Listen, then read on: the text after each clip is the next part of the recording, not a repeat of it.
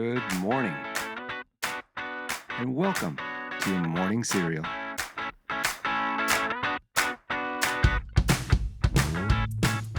Okay, good morning, and welcome to Friday. And be sure to make the most of it, because this is the final Friday of April.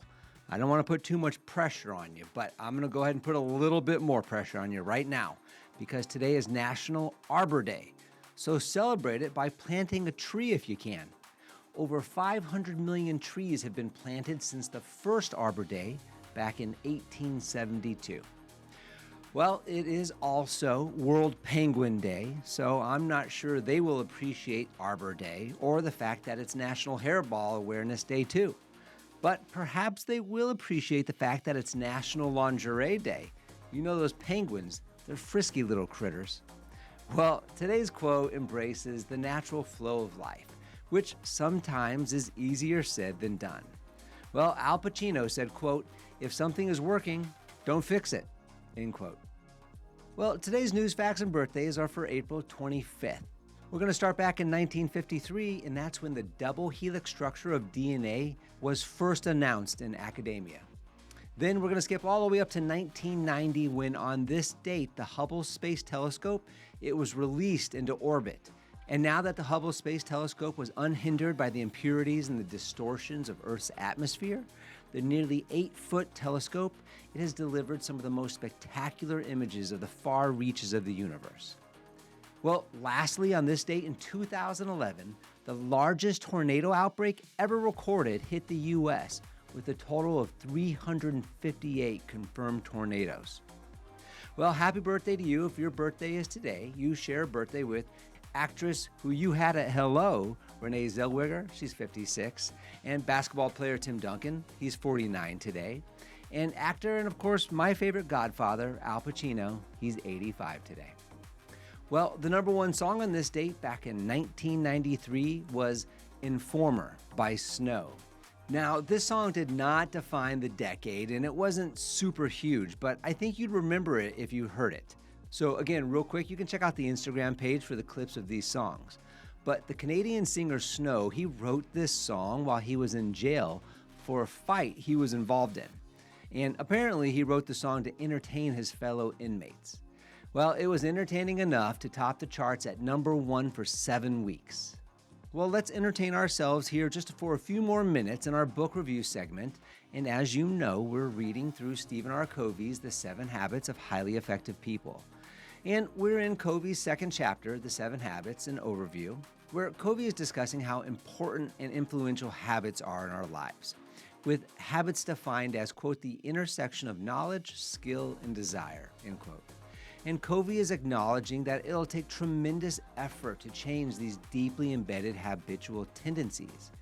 And yesterday we talked about how these habits were on a maturity continuum that consisted of growing from dependence to independence to interdependence, and respectively growing from the paradigms of you take care of me versus I can take care of me versus we can do it.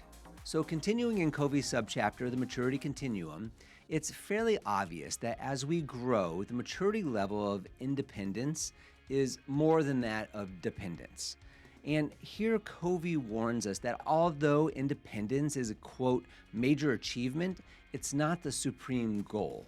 And again, Covey is aware that the current social norms, quote, put independence on a pedestal, as though communication, teamwork, and cooperation were somehow lesser values, end quote. He feels that interdependence has seemingly gotten a bad rap, as the current norms view interdependence as turning away from everything that tells us how strong and successful we are to be independent.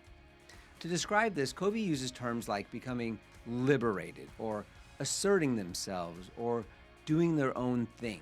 And Covey warns us that this, quote, often reveals more fundamental dependencies that cannot be run away from because they are internal rather than external, end quote.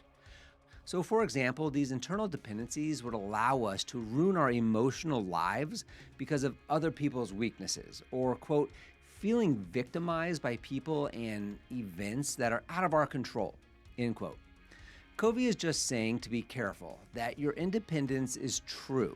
Quote, true independence of character empowers us to act rather than be acted upon, end quote. And again, independence is great, but, quote, it is not the ultimate goal in effective living, end quote. There are a lot of great people out there who are great individual producers, but Covey says, quote, independent people who do not have the maturity to think and act interdependently, they won't be good leaders or team players, end quote. And they could struggle to succeed in things like a marriage or family or in organizational reality. So remember, the natural order of life on this planet and in humans is to be highly interdependent, right? Here's a longer excerpt from the book that I think spells out and it sums up what Covey is talking about regarding the differences between both the good qualities, right, of dependence and further along the maturity continuum, interdependence. Here's the quote. Interdependence is far more mature, a more advanced concept.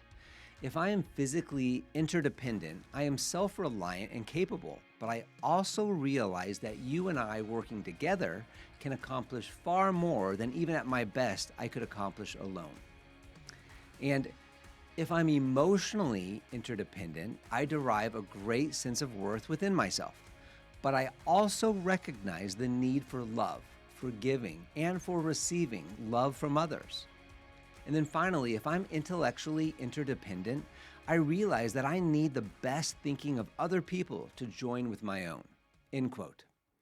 Well, thanks for sticking in there with us. I know we're jamming a lot of great information into about a 3 or 4 minute book review process here, but I hope you're sticking with us and I hope it's making good sense for you.